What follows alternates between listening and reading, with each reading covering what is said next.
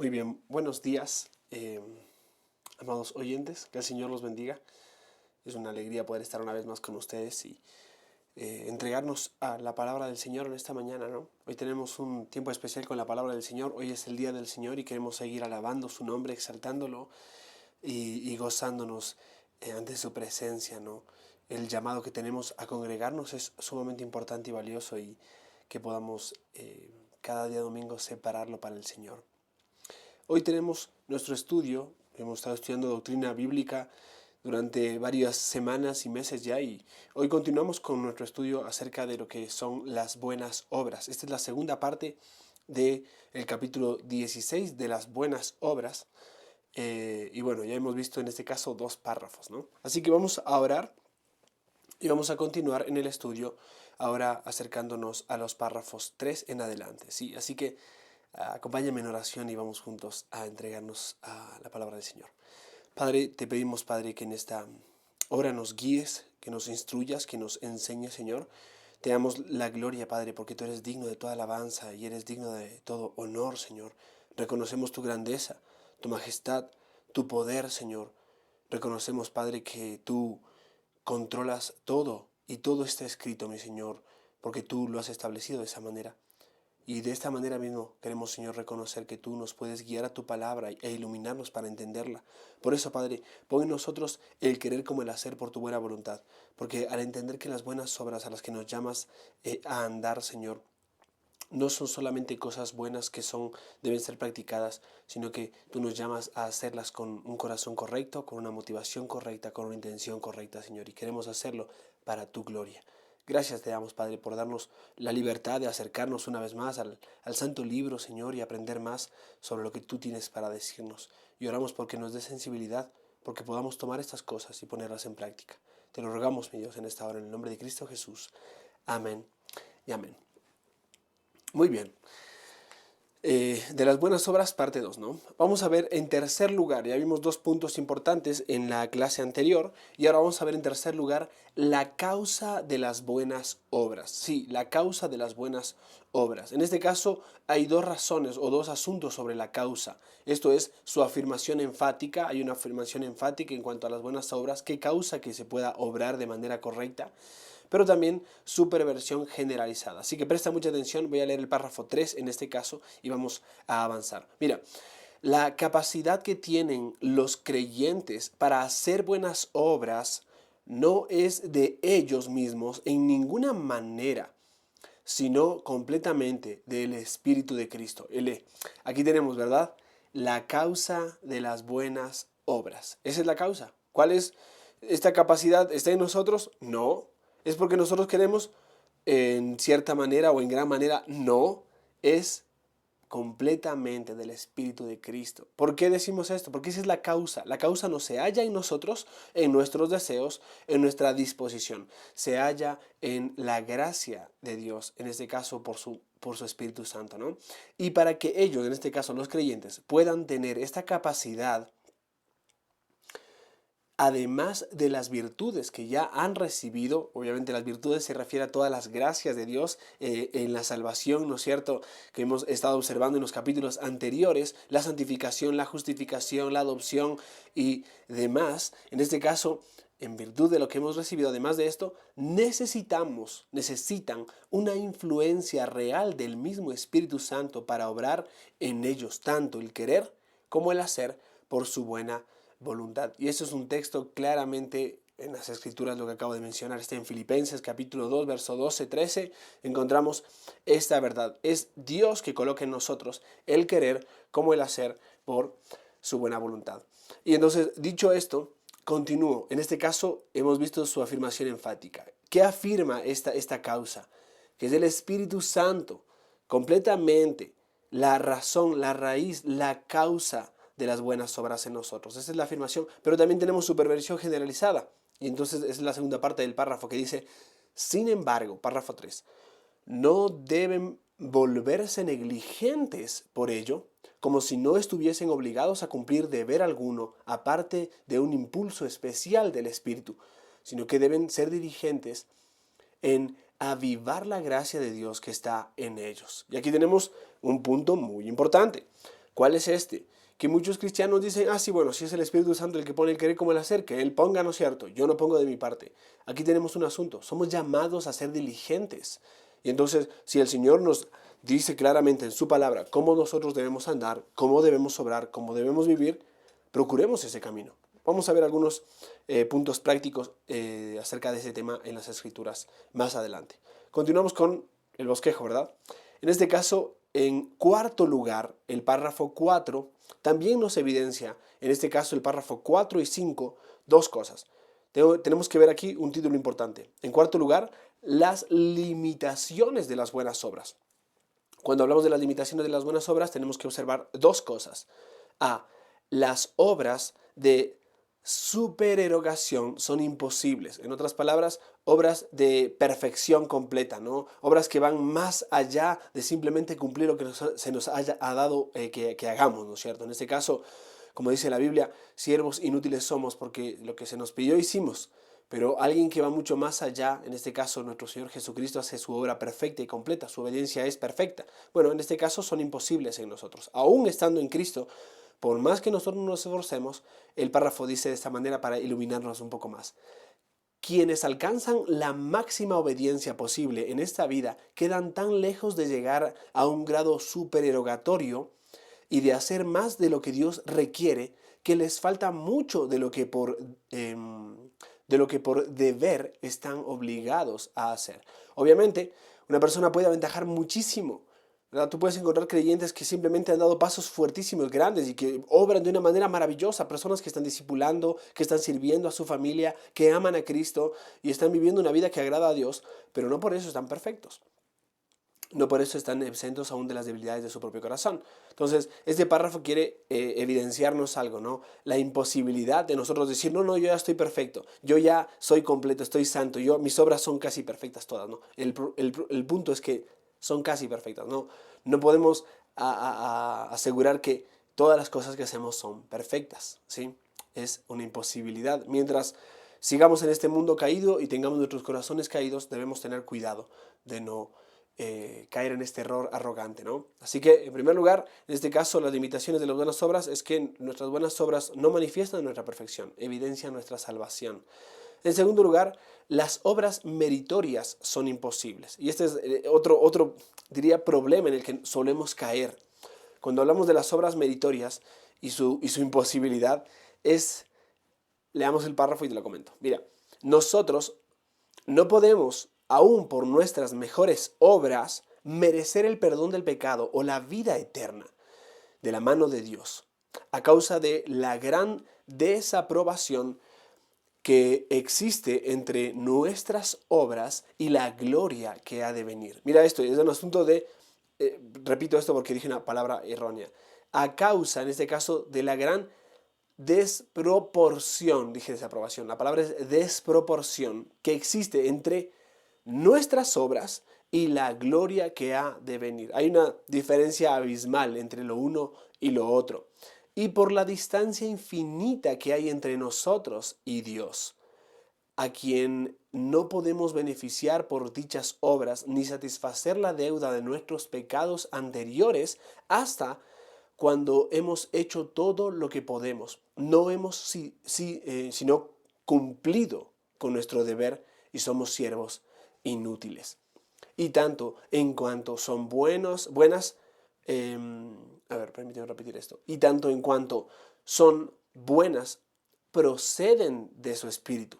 Y en cuanto son hechas por nosotros, son impuras y están mezcladas con tanta debilidad e imperfección que no pueden soportar la severidad del castigo. ¿Cuál es el punto aquí? Obviamente que es un párrafo muy descriptivo que contiene varios textos claros que evidencian esta verdad. Es que jamás podemos colocar nuestras obras como méritos, porque la Biblia mismo lo deja bien en claro, no por obras de justicia que nosotros hayamos hecho.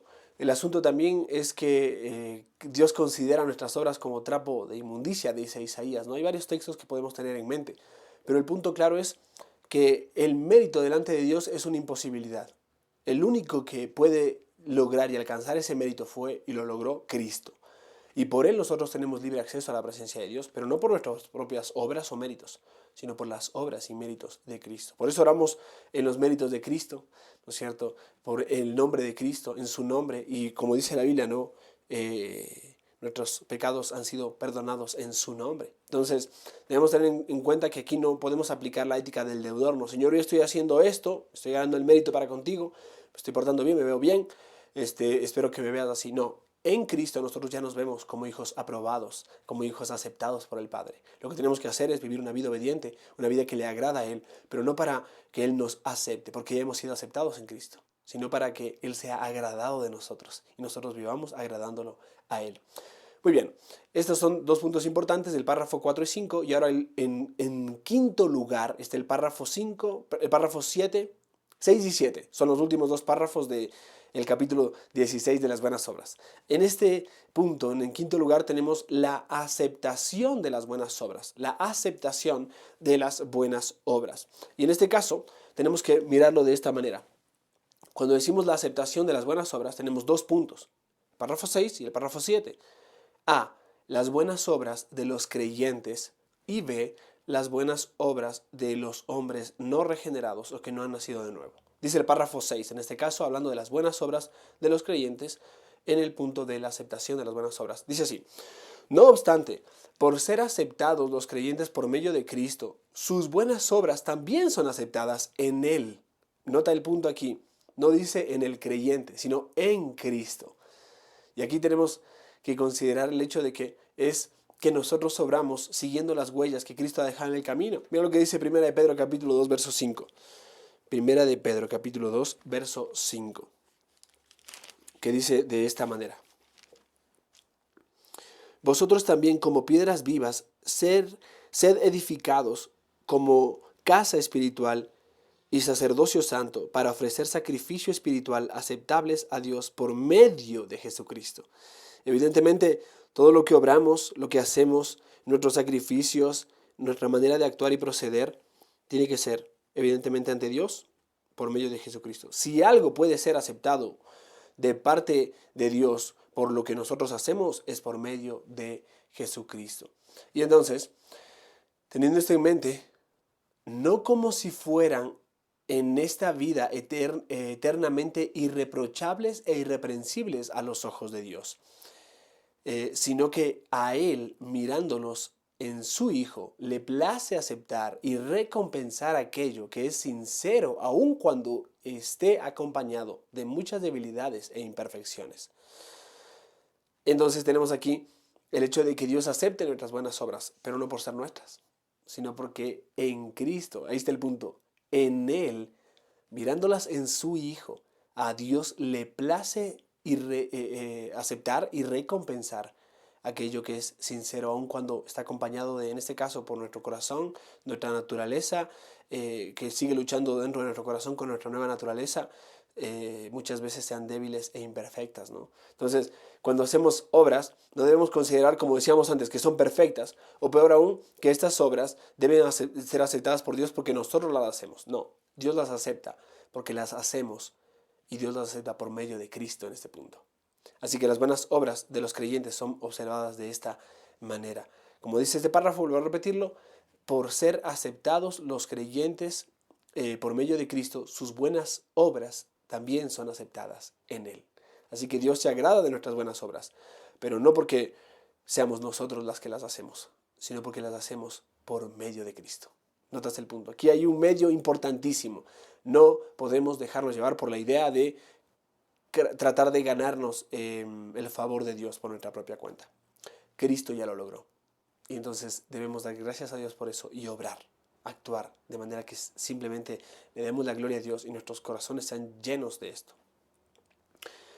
Número 7, el párrafo número 7, que en este caso sería el segundo punto de la aceptación de las buenas obras, tiene que ver con las buenas obras de los hombres no creyentes. Y entonces, las buenas obras, dice el párrafo, hechas por hombres no regenerados, aunque en sí mismas sean cosas que Dios ordena o que Él demanda y pide de sus criaturas, y de utilidad tanto para ellos como para otros. Una persona que no es creyente puede hacer cosas que son útiles y buenas que Dios ha mandado para la persona misma como para las personas que lo rodean.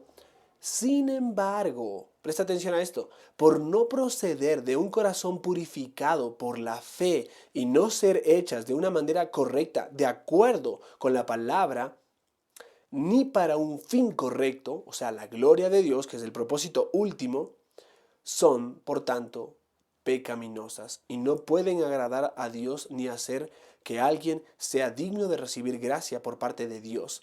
Y a pesar de esto, el descuido de las buenas obras es más pecaminoso y desagradable a Dios. Bueno, es un párrafo fuerte, lo vamos a ver ahora en un momento al final de este estudio, pero dicho esto, hemos observado estos últimos párrafos y este es uno de los más fuertes porque hace referencia al hecho de que Dios ha ordenado que las criaturas, en este caso la humanidad, obre y actúe de una manera que a Dios le agrada, como Él lo demanda.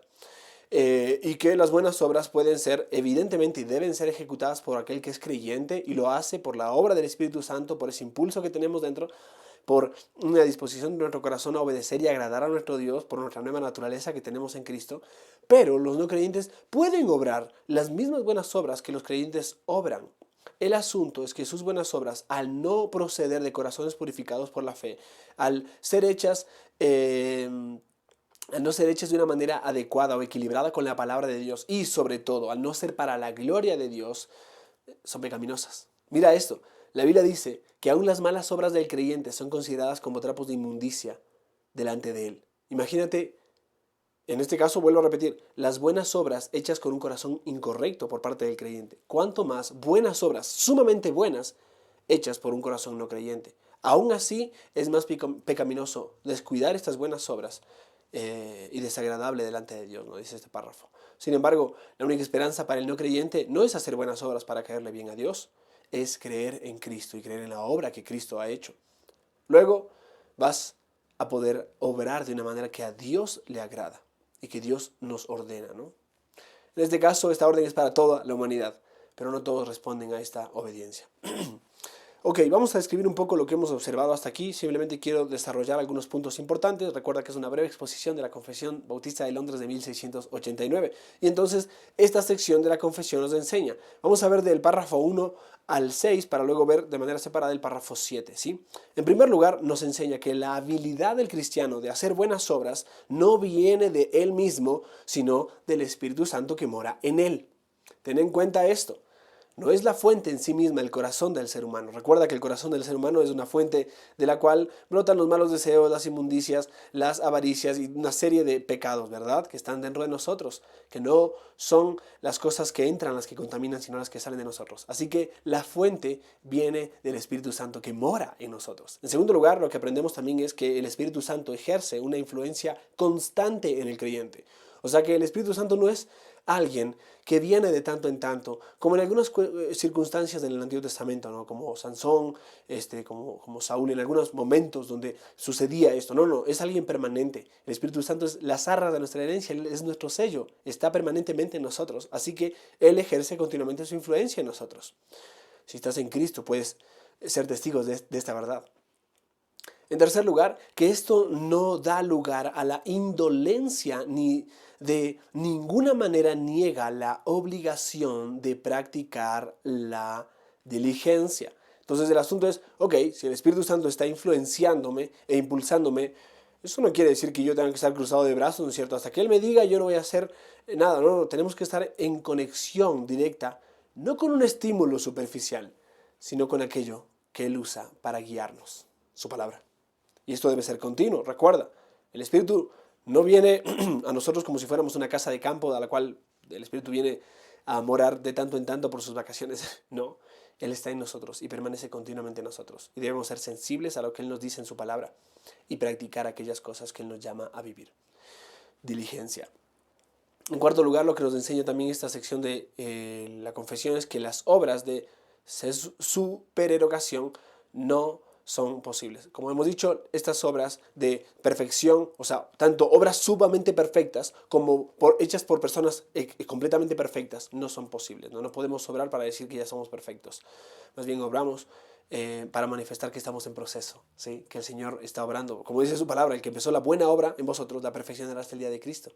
La buena obra más importante la está desarrollando Dios mismo en nosotros. Y por eso nosotros podemos obrar de una manera que le agrada. Avanzando, en quinto lugar, que ningún creyente cumple sus obligaciones perfectamente en esta vida. Sí, es verdad. Ninguno de nosotros cumple sus obligaciones perfectamente en esta vida. No para justificarnos, sino para evidenciar una realidad que tenemos todos nosotros. Hasta la persona más piadosa y más santa es consciente de su pecado y es consciente a diario de sus debilidades. Esto es muy importante. La persona que más ha avanzado y madurado en la vida cristiana es una persona más consciente y más sensible a su propio pecado. Normalmente las personas que se sienten perfectas son aquellas que no son conscientes, no solo de su propio pecado, sino de que no han madurado, sino que deben observar su corazón y sus intenciones. En quinto lugar, que las buenas obras de los creyentes son aceptables y premiadas, a causa de Cristo. Obviamente habrá un galardón, ¿no es cierto?, para aquellos que obran, que buscan agradar al Señor. Habrán coronas, ¿no es cierto? Sí, pero esas coronas son alcanzadas y ganadas y aceptadas por Dios, no por nosotros, sino por Cristo. Como dice su palabra, no a nosotros, oh Dios, no a nosotros, sino a tu nombre da gloria. Y cuando llegue el día, nosotros vamos a arrojar nuestras coronas a los pies del Cordero, porque no fueron para nosotros, sino para la gloria del Cordero. Gracias a Cristo por eso. Bueno, es fundamental que todo pensamiento correcto acerca de las buenas obras de los cristianos, énfasis, entender que todo es de Dios. ¿Sí? Cuando hablamos de las buenas obras en el creyente no vamos a decir mis buenas obras, sino las buenas obras que hago, porque Dios las ha puesto en el camino para que yo ande en ellas, porque Dios las ha creado y porque por su gracia soy llevado y guiado a hacer estas cosas. Jesús dijo a sus propios discípulos en Juan capítulo 15, verso 5, separados de mí no pueden hacer nada. Dios no, escucha bien, no regenera el alma para dejarla que efectúe o actúe lo que pueda bajo sus propios órdenes y poder. Más bien, es el poder soberano de nuestro Dios que opera en completar y perfeccionar la obra comenzada en la regeneración. Por eso Juan capítulo 15, versos 4 y 5 dicen otra vez, así como ninguna rama puede dar fruto por sí misma, sino que tiene que permanecer en la vid, así tampoco ustedes pueden dar fruto si no permanecen en mí. Yo soy la vid y ustedes son las ramas.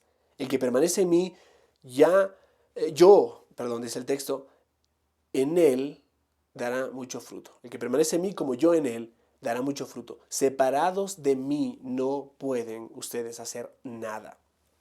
Evidentemente ese texto nos manifiesta que hay una fuente de la cual tomamos para nosotros obrar y manifestar frutos, ¿no? No es por nuestra propia cuenta. Las buenas obras son producto y evidencia de la obra de Dios en nosotros. Exactamente como logra esta obra el Espíritu es un misterio. Tenemos que decirlo porque obviamente es Él en nosotros que nos guía a toda verdad y al guiarnos a toda verdad nos muestra cómo debemos andar, pero es un misterio, ¿verdad?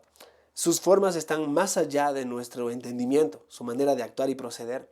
Se realiza a través de la verdad, de la palabra de Dios y por medio de la verdad de la palabra de Dios. Por eso dice Juan 17:17, santifícalos en tu verdad, tu palabra es verdad. Es allí donde nosotros somos sometidos al control interno de los principios de la palabra de Dios. Es en la palabra de Dios. Y quiero que tengas algo en mente, amado oyente, que cuando consideramos este tema de las buenas obras y cuando consideramos el obrar del Espíritu Santo, no podemos colocarlo, es un misterio, pero no podemos colocarlo en un área gris de a mí me habla de esta manera y yo hablo con él de esta forma cuando dejamos de lado este santo libro. Si tú dejas ese libro santo de lado, entonces estás dejando la herramienta que el Espíritu Santo usa para que nosotros vivamos en santidad y andemos en buenas obras. ¿Por qué? Porque el Espíritu Santo nos guía a toda verdad. Y el Espíritu Santo, obviamente el Padre nos santifica en su verdad. La palabra de Dios es verdad, como hablábamos de la santificación. Entonces, más allá de ocasiones extrasensoriales o emocionales, tenemos que ser conscientes de que Dios nos manda su palabra, la verdad permanente. Como resultado podemos conocer la buena, obviamente, voluntad de Dios en ella. Su voluntad que es buena, agradable y perfecta.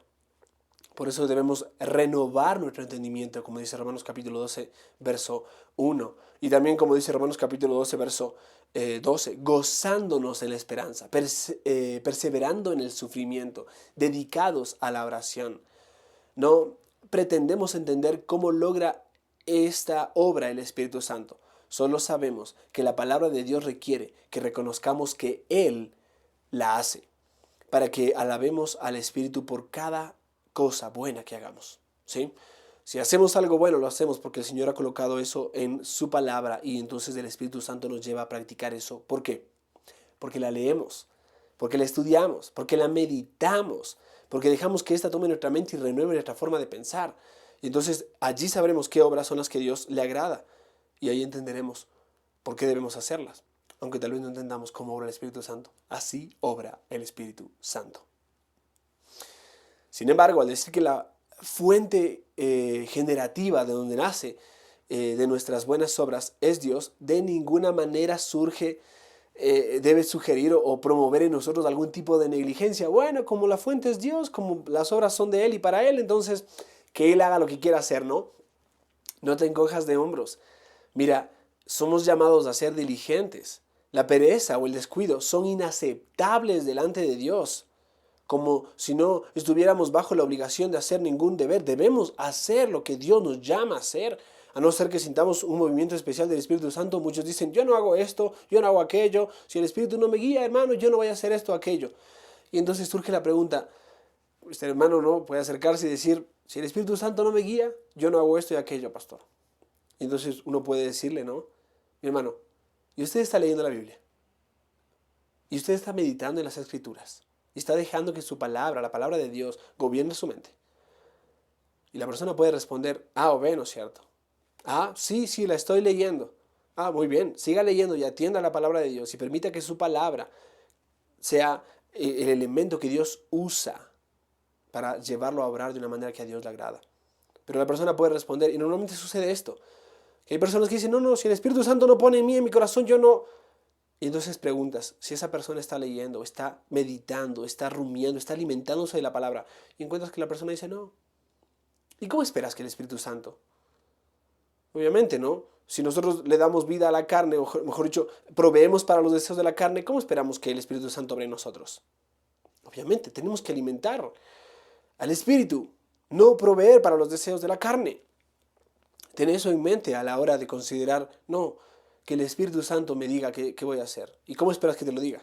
Vea su palabra. Y no de esa manera que buscas ahí como si estuvieras jugando al bingo en su palabra. No. En orden.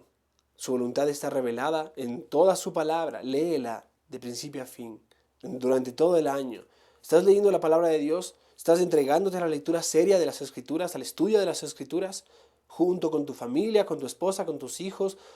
Siéntate a estudiar la palabra de Dios. No, pero es que tengo que hacer... Hay prioridades. Coloca esto como una prioridad en tu vida, porque esto es valiosísimo. Esto tiene bienes para esta vida y para la venidera. Así que hay algunas personas que les gusta eludir sus deberes, en este caso, y hay algunos que de esta forma eluden sus deberes, pues saben, en primer lugar, que Dios les manda a hacer el bien. No, como Dios me manda a hacer el bien, entonces no necesito yo estar sentándome en eso. Él me va a llamar cuando quiera que haga algo bueno. En segundo lugar, algunas personas dicen esto, que no tienen ninguna habilidad de hacer buenas obras, salvo se las concede el Espíritu. Si el Espíritu me dice, hermano, yo voy a hacer lo que Él me diga, ¿no? Pero yo no tengo, en mí no está. Como usted está enseñando, en mí no está, ¿no es cierto? Está en Dios. Y en tercer lugar, muchas de las veces toman estas mismas palabras y dicen, entonces, se libran, evidentemente, de su deber bajo el pretexto de que no son capaces de hacer qué, hacer estas buenas obras o de obrar, porque el Espíritu Santo no los ha movido a hacerlo. Ok, vuelvo a repetir, estas cosas que acabo de mencionarte, número 1, número 2 y número 3, son pretextos. Un verdadero creyente no se inventará excusas para pecar, ni espera un movimiento especial del Espíritu dentro de él antes de intentar cumplir sus deberes.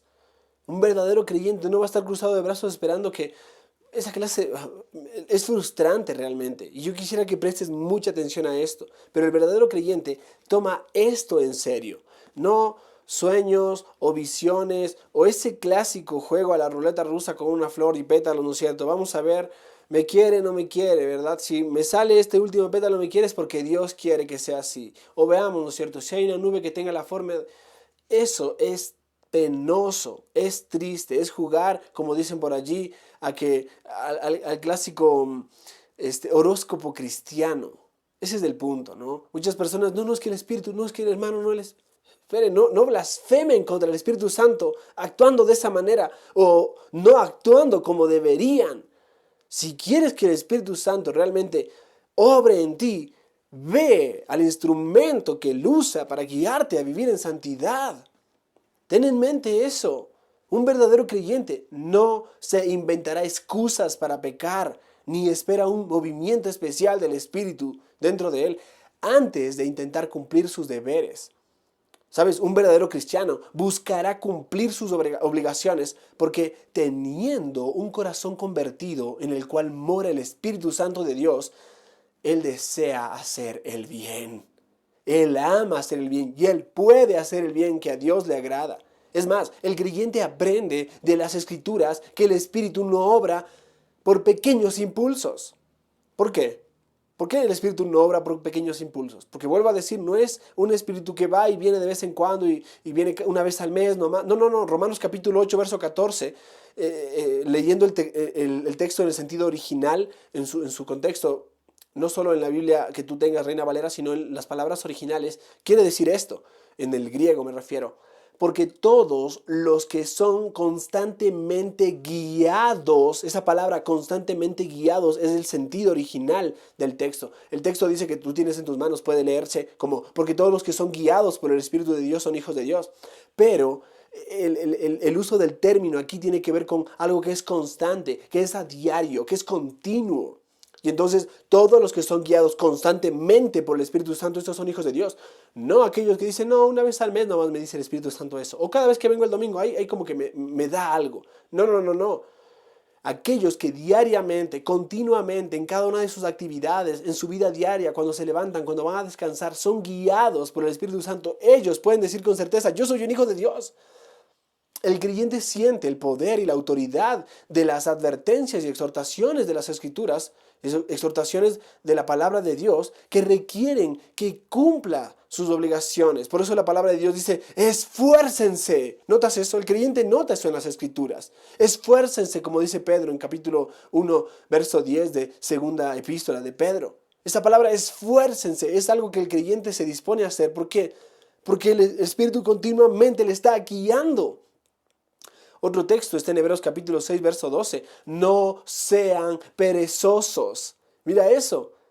No, este domingo no, mejor el próximo ahí veremos. No, es que tengo muchas tareas, dicen muchos. Otros dicen, no, es que estoy cansado. No, es que esto es importante para mí. Pueden colocar cualquier excusa y dejar de lado la palabra de Dios, la oración, la importancia de vivir en santidad, de obrar como a Dios le agrada y de separar lo que es prioridad para la gloria de Dios, nuestro tiempo, nuestros recursos, en especial la vida en comunidad como iglesia, mis amados hermanos. No seamos perezosos, advierte esta epístola.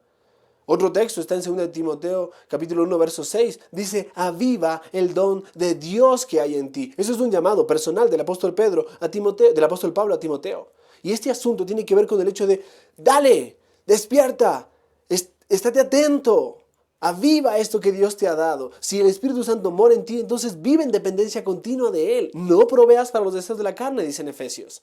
Y aún Judas incluso insiste que nos edifiquemos y nos mantengamos en el amor de Dios. Judas, verso 20, verso 21 lo dicen. Primera de Corintios también lo dice, en el capítulo 14, verso 37, dice, si alguno se cree profeta o espiritual, reconozca que esto es el que es guiado por el Espíritu por medio de la palabra.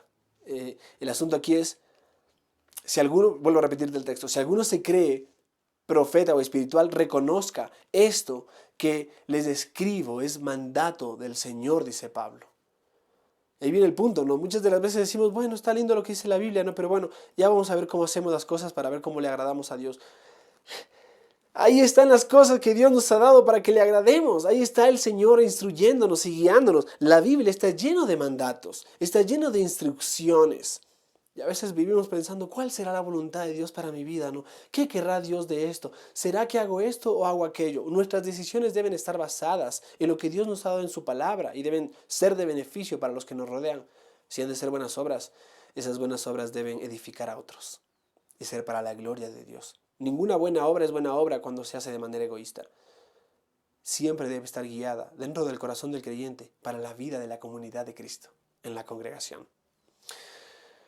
Por esto, mis amados oyentes, la evidencia de que uno posea el Espíritu de Dios es que Él es guiado por el Espíritu, por medio de su palabra. ¿Sabes? Los que cumplen sus deberes por reverencia humilde a la voluntad de Dios revelan en las Escrituras. Y solo ellos, ojo, son los que tienen razón para creer que son verdaderos hijos de Dios. Vuelvo a repetírtelo, los que cumplen sus deberes por reverencia humilde a la voluntad de Dios revelada en las Escrituras. Y solo ellos son los que tienen razón para creer que son verdaderos hijos de Dios. O sea, aquellos que obran no buscando por mérito la gracia de Dios, sino que obran porque les ha sido dada la gracia de Dios y que son guiados por Dios. ¿A dónde? A su palabra, a la Biblia. Y que responden en obediencia y en amor con buenas obras. Que continuamente están examinando su corazón para vivir en santidad, que no dan cabida al pecado y que muchas de las veces, aunque a veces son tentados, siguen luchando. Y si a veces tropiezan, se vuelven a levantar. Ahí hay un estímulo especial que el Espíritu Santo que nos guía a su palabra, a su verdad. Por eso 1 Juan capítulo 2, verso 4 dice que el que dice, yo he llegado a conocerle y no guarda sus mandamientos, es un mentiroso y la verdad no está en él. Estas son palabras sumamente duras y claras. ¿Cuántas personas pueden llenarse la boca diciendo, no, yo amo a Dios, es que para mí Dios es todo?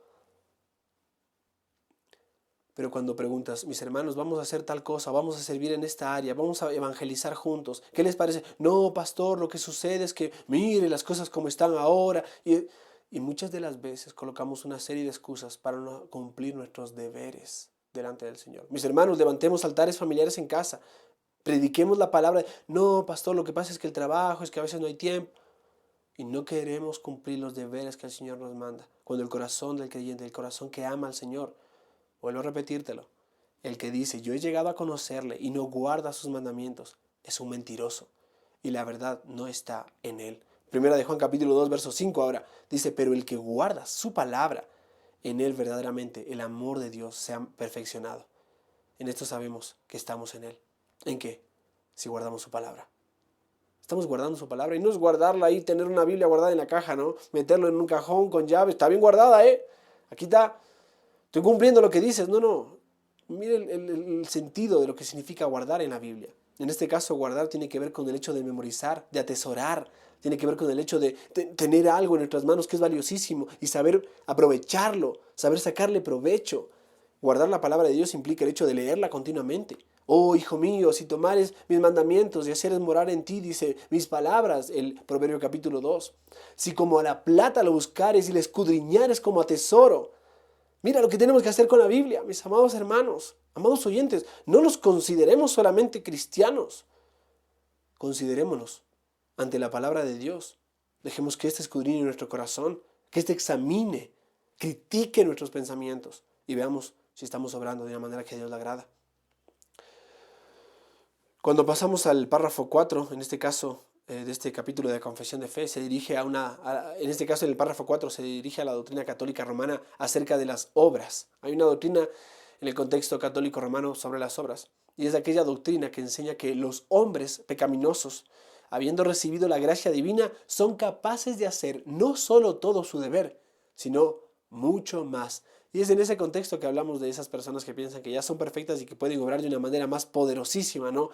De allí que tengas tanta gente que ha sido beatificada y santificada y colocada ahí como santos, que actualmente siguen estableciendo nuevos santos, ¿no? Hace poquito salió el santo de las redes sociales. Aquí tenemos un error gravísimo, que va en contra de los principios que la Biblia ha establecido. Ya hemos demostrado que ningún creyente puede llegar a la perfección en esta vida. De la santificación, esto lo observamos en el capítulo 13. Mucho menos ser más que perfecto. Es más, sería difícil encontrar una doctrina que se oponga más enérgicamente a la enseñanza de las Escrituras que esta misma que estamos manifestando acerca de la óptica católica romana sobre las buenas obras. Personas que pueden obrar como si fueran perfectos, ¿no? Y de ahí que digan, miren el santo este o el santo aquello. Realmente es algo que debemos tener cuidado. Pareciera que Dios, en las Escrituras, se esforzó para mostrarnos que, aunque los profetas y apóstoles más eminentes eran hombres pecadores, aún al final de sus vidas. Mira esto, o sea, Dios no solamente se quedó con el hecho de decir, bueno, vamos a hablar de la vida de David, sino vamos a hablar de toda su vida.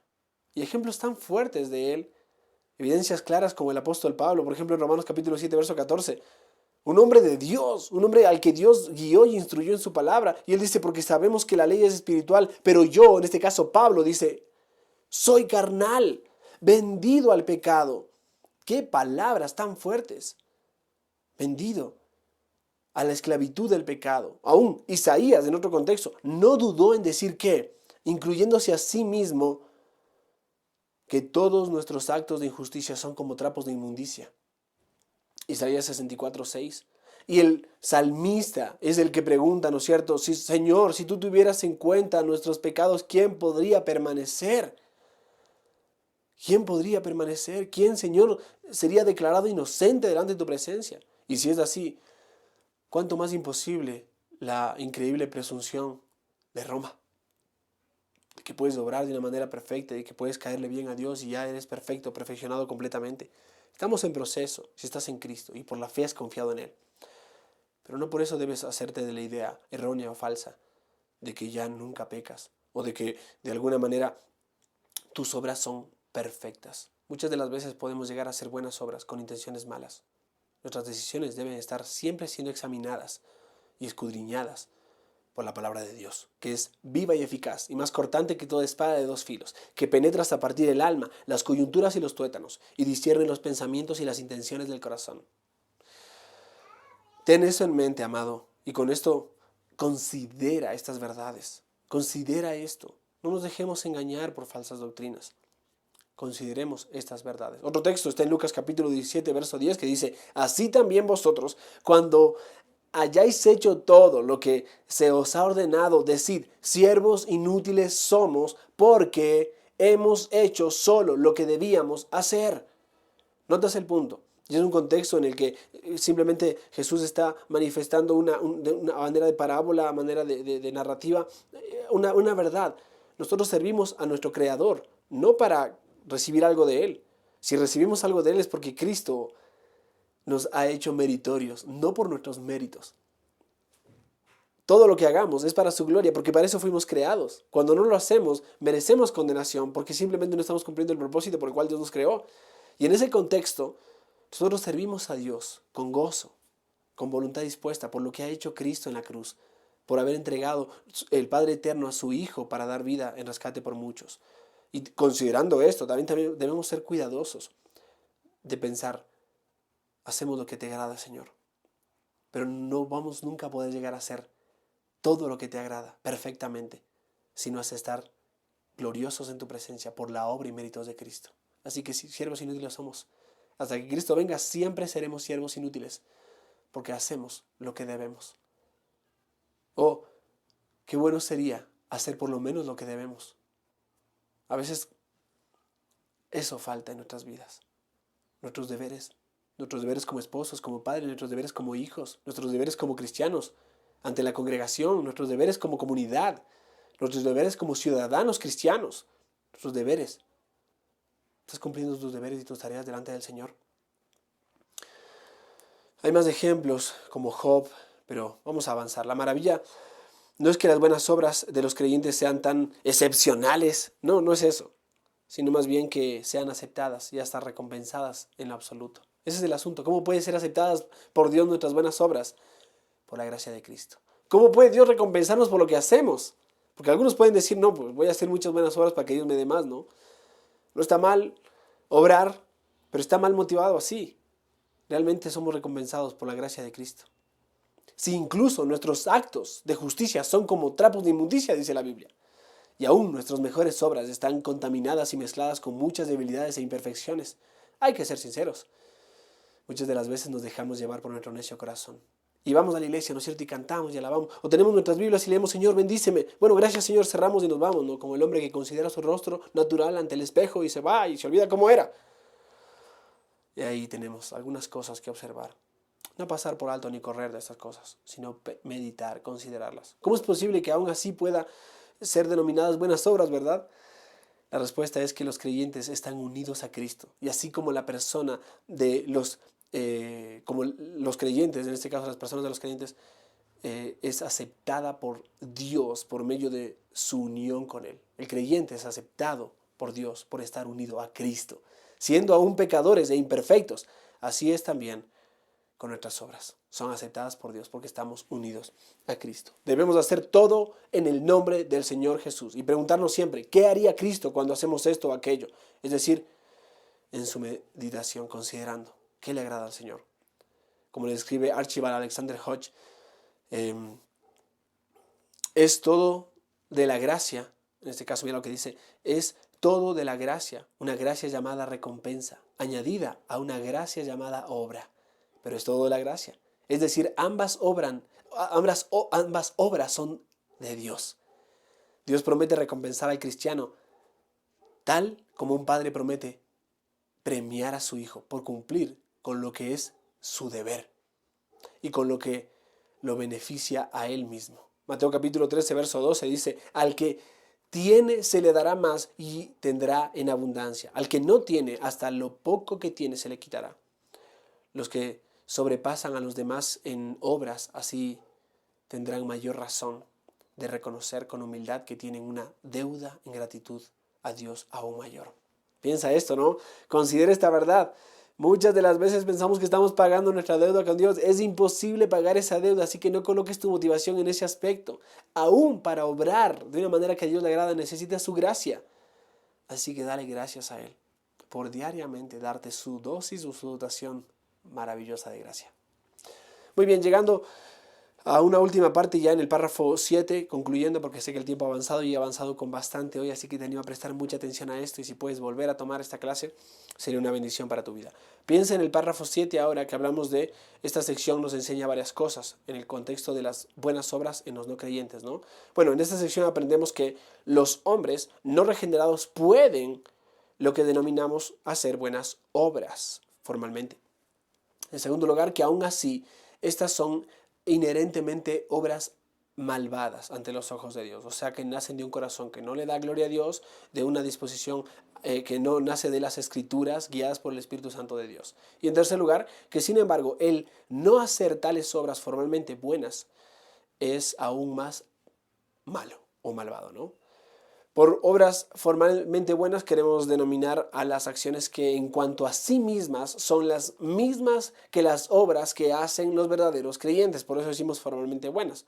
Un no creyente puede hacer lo mismo que hace un creyente, pero simplemente con el corazón distinto. Ya hemos visto por qué los malvados no pueden hacer de ninguna manera alguna obra buena, como lo vimos en los párrafos 1 y 2 la semana pasada, pero es importante insistir que los malvados sí pueden practicar obras que son buenas. De no ser así, no habría una sociedad humana en la cual pueden coexistir creyentes e incrédulos. Comúnmente se ha observado que hay mucho de bueno en los incrédulos. Y es importante recalcar por qué o cuál es la razón. La única razón de esta bondad, sin embargo, es la influencia de la gracia común de Dios. Es la gracia común de Dios. Y esto lo vimos, si quieres repetirlo, puedes observar el capítulo 5, si no me equivoco, que es de la divina providencia y es la gracia común de Dios en ese contexto, ¿no? No se le permite a la conciencia del hombre extinguir completamente la memoria de los mandatos de la ley de Dios que Dios ha escrito en el corazón de la humanidad, ¿no? Como dice Romanos capítulo 2, verso 14 y 15, hablando de la conciencia. Romanos 2.14 dice, porque cuando los gentiles que no tienen la ley cumplen por instinto los dictados de la ley, ellos, no teniendo la ley, son una ley para sí mismos. Ellos cumplen los dictados de la ley, escrita en sus corazones, ¿no? Obviamente distorsionada, algunas veces borrosa, pero pueden obrar de una manera que a Dios le agrada por su gracia común. Romanos 2.15, dice, ya que muestran la obra de la ley escrita en sus corazones. evidencian o manifiestan la obra de la ley escrita en sus corazones. Su conciencia dando testimonio y sus pensamientos acusándolos unas veces y otras veces defendiéndolos. Mira esto. La cultura, la tradición, la autoridad civil, tanto como el poder condenador del evangelio sobre el no converso, pueden estimular a la conciencia para que ejerza un alto grado de restricción sobre el corazón malvado. El mundo no ha llegado a ser tan malo como puede llegar a ser por la gracia común de Dios, pero el mundo ha manifestado todo el tiempo evidenciar que tiene un corazón depravado. Pero es la gracia de Dios la que frena esto, ¿no? O restringe esto. Aún así, el evaluarlo con relación a Dios, la misma buena obra del hombre malvado por las cuales el cristiano agradece a Dios pueden ser pecados excesivamente terribles. Por ejemplo, un hombre millonario ha hecho su fortuna por medio de deshonestidad.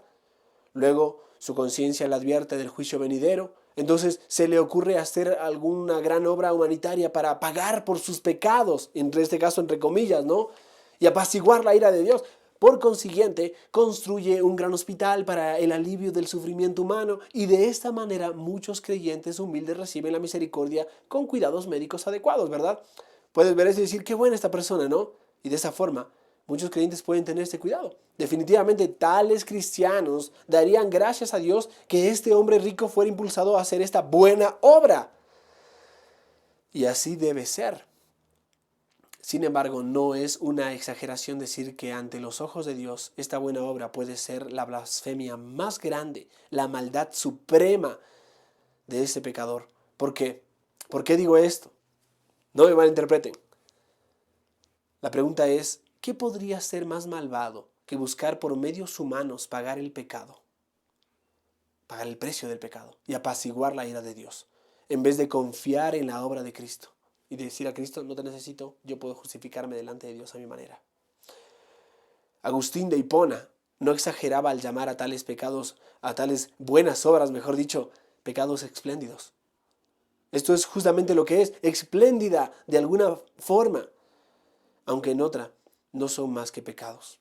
Todo lo espléndido en estas obras viene de fuera del pecador, mientras que el pecado es propio. Sería un grave error, sin embargo, pensar que tales pecadores estuvieran mejor sin esos pecados espléndidos. Muchas personas quieren justificarse de esa manera y no está mal obrar de esa manera, aunque sigan siendo pecados. El asunto es que de alguna manera puedan entender el Evangelio. Si pudiéramos imaginar que en este caso, el hombre rico, ¿no es cierto?, este joven que se acerca, no hubiera hecho nada, solo podríamos decir que es aún peor para él, ¿no?